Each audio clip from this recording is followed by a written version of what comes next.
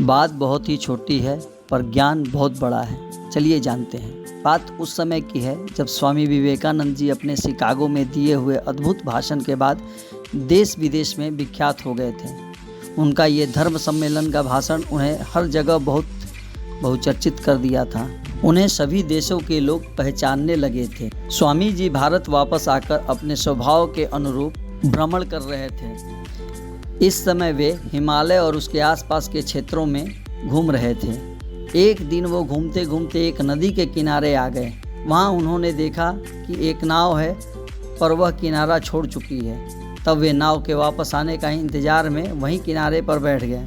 एक साधु उसी नदी के किनारे से गुजर रहे थे। उन्होंने स्वामी जी को नदी किनारे बैठे देखा तो उनसे पूछा, तुम कौन हो और यहाँ क्यों बैठे हो? स्वामी जी ने जवाब दिया, मैं यहाँ नाव का इंतजार कर रहा हूँ। साधु ने फिर पूछा, तुम्हारा नाम क्या है? स्वामी जी ने कहा, मैं विवेकानंद हूँ। तब साधु ने विवेकानंद जी को कहा, अच्छा तो तुम वही स्वामी विवेकानंद हो जिसने शिकागो में भाषण दिया था। तुमको लोकप्रियता मिल गई तो क्या तुम सच में अपने आप को महात्मा समझने लगे हो? स्वामी जी ने साधु को कोई जवाब नहीं दिया।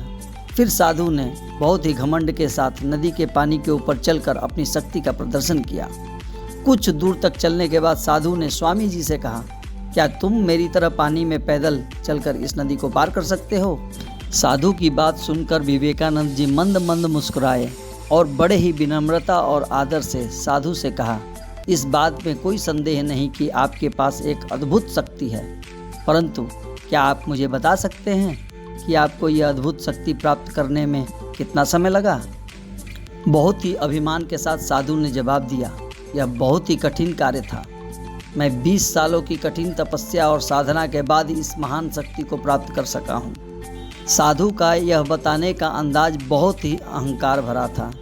साधु की बात सुनकर स्वामी जी ने आदरपूर्वक कहा कि आपने अपने जीवन के 20 साल ऐसी विद्या को सीखने में खर्च कर दिए जो एक नाव 5 मिनट में कर सकती है।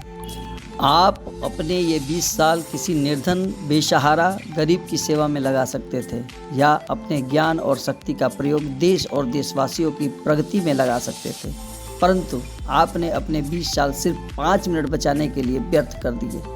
ये कोई बुद्धिमानी नहीं है। साधु ये बातें सुनकर लज्जित हुए और अपना सिर झुकाकर खड़े रहे और स्वामी जी नाव पर सवार होकर नदी के उस पार चले गए। इसीलिए कहा गया है, ज्ञान और शक्ति का सही प्रयोग आवश्यक है। किसी शक्ति को प्राप्त करके यदि हम उस पर घमंड करते हैं तो यह मूर्खता है। शक्ति का सही जगह पर सही इस्तेमाल करना ही वास्तविकता में बुद्धिमानी है।